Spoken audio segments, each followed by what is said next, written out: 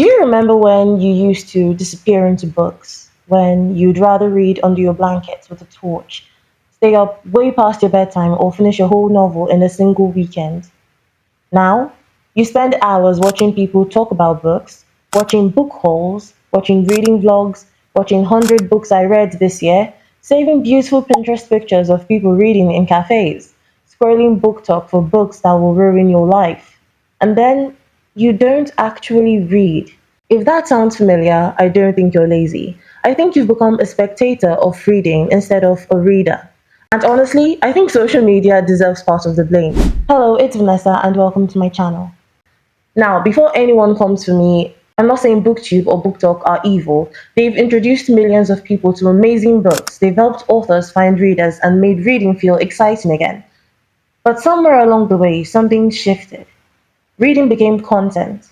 Instead of opening a book, we watch someone else open theirs. Instead of experiencing a story ourselves, we watch someone rank stories. Instead of sitting quietly with a novel, we consume 10 videos telling us what to read next. We've turned reading into entertainment about reading, and I think that's a problem. As children, most of us didn't read because it was aesthetic. We weren't thinking about matching bookmarks, perfect shelves, reading journals, or yearly reading goals. We read because we were curious. We wanted to know what happened next. We weren't trying to become book people, we were just readers. But today, social media has made reading into an identity. There's this pressure to read 50 books or 100 books a year, to own beautiful special editions, to have the perfect bookshelf, to make annotations that look good on camera, to post monthly wrap ups, to constantly prove you're reading. Somehow, the performance has become louder than the pages, and here's the strangest part.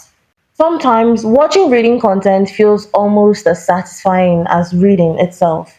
You watch someone decorate their bookshelf, someone make coffee before reading, someone film a cozy rainy day reading vlog, someone recommend 10 fantasy books, someone organize their Kindle, and your brain starts to feel like you've participated in reading even though you haven't read a single chapter. It's a bit like watching fitness videos all day and feeling productive without ever exercising. And the inspiration starts replacing the action.